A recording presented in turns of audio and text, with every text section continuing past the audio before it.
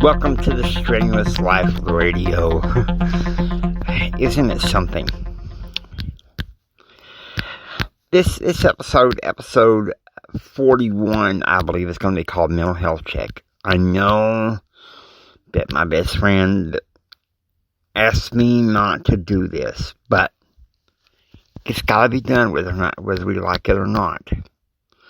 Now, I did this, I know, somewhere in the late 20s, early 30 episode of Strenuous Life Radio, but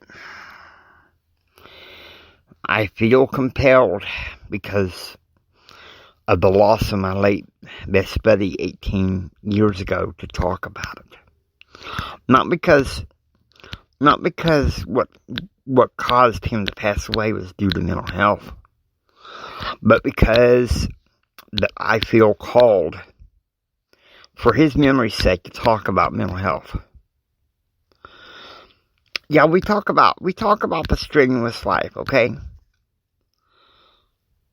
We talk about some of the stuff that we've got to do to live the strenuous life. But I want to talk to you about a concept that I learned at the Landmark Forum at the graduation ceremony. The concept is called breakdown. And we're given some things, that breakdown doesn't necessarily need to be where you just forget and toss aside everything that you learned in your personal development. It could mean that you evolve. You evolve.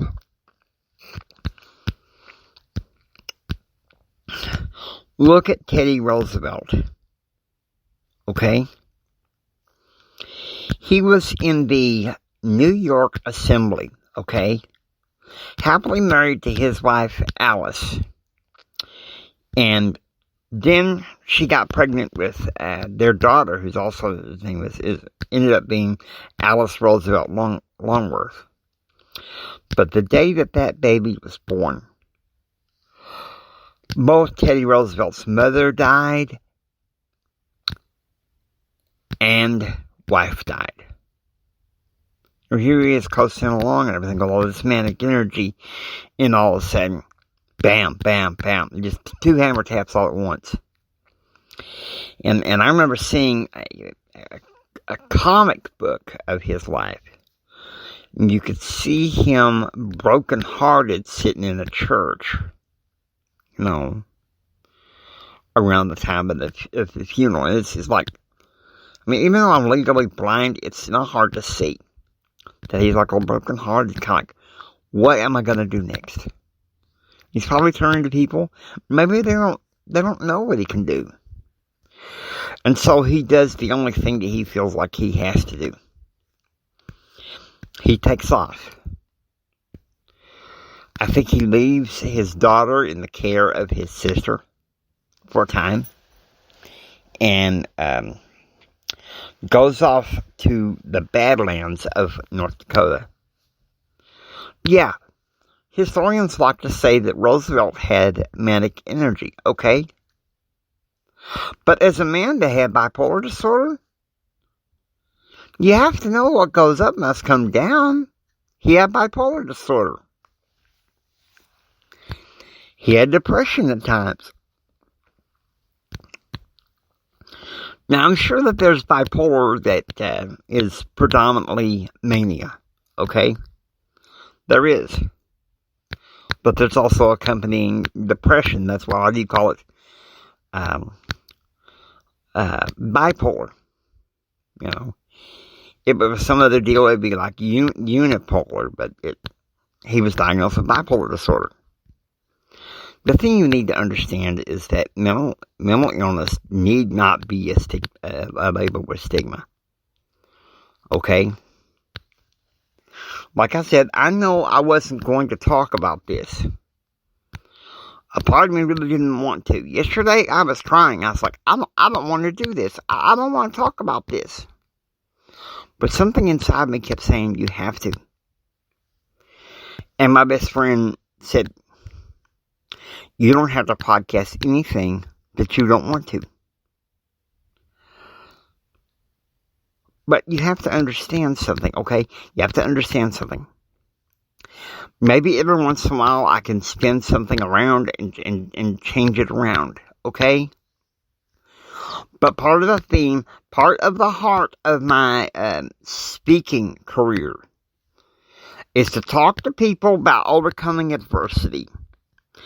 And mental illness is part of adversity, guys, okay? Sorry, that's just the way it is.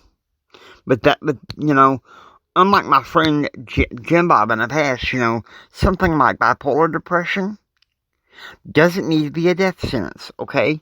People can have mental illnesses, manage it well, and still live a perfectly normal life. I mean, look at this. It's 4:50 in the morning. I'm podcasting in my writer's man cave.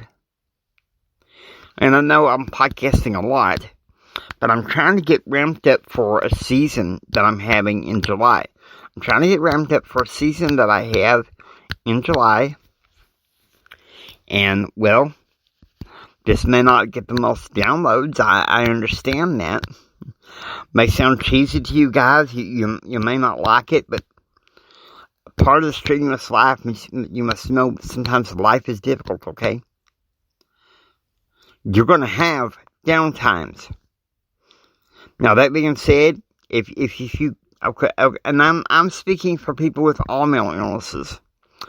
You know, the main ones I know are depression, bipolar disorder, schizophrenia, schizoaffective. There's a variety of them, but those are the four that I know the most based on talking to people and experiencing, listen to experiences of people that suffer from mental illness.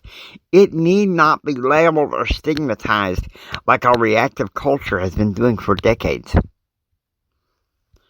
It need not do that. Okay? Listen to me. You guys here, you guys got potential. And so, yeah, you're gonna have, maybe some of you out there have mental illness.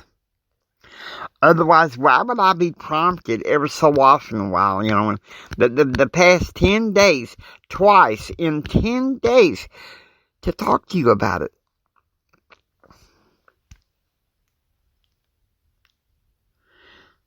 It's not a pleasant subject, okay? I'm gonna tell you something. I'm gonna tell you something, and I'm gonna be as blunt as possible. From 2007 to 2018, when I found out that I had bipolar disorder, I didn't want to tell too many people. I just told, you know, my family, a few close friends, and that's it. I didn't want everybody else to know.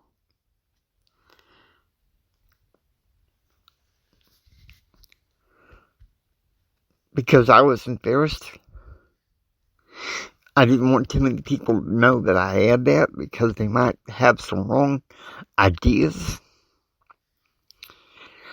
But when Bishop Dave, and you're going to hear from Bishop Dave hopefully in the next episode.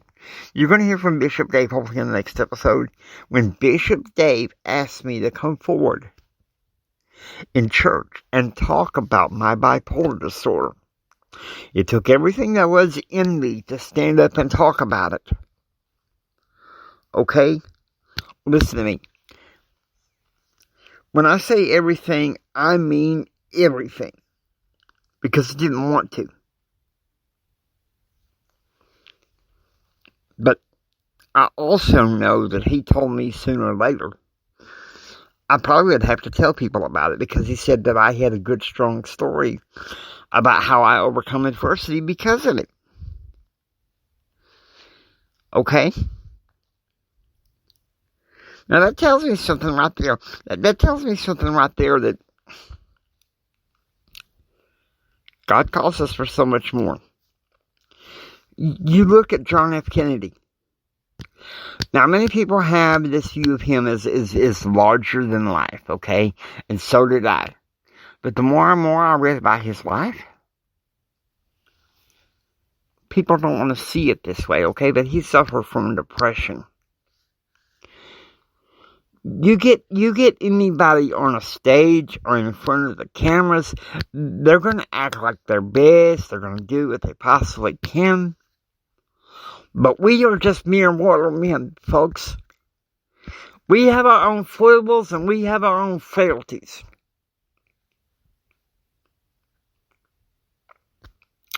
I can't believe I'm tearing up about this right now, but I'm just being honest with you.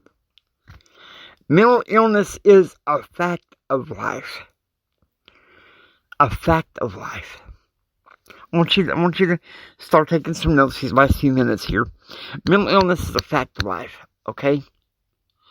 But you don't have to stay in the same state. Make sure you take your medication regularly. That's one thing I keep getting on to myself. Jimmy, make sure you take your medication. Yesterday, when I felt like I had to talk about mental health, felt like I had to take my medication first before I could even think about it. And I dismissed it for the day.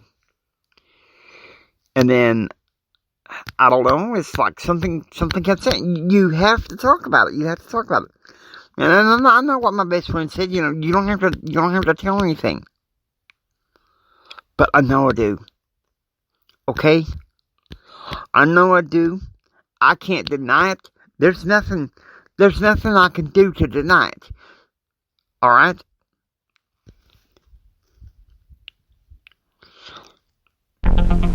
Hope you enjoyed listening to the Strenuous Life Radio. If you like what you hear, please subscribe and become a part of the Strenuous Life Radio community. This is Jimi Hendrix saying, until next time. Live strong, be strong, and live the strenuous life.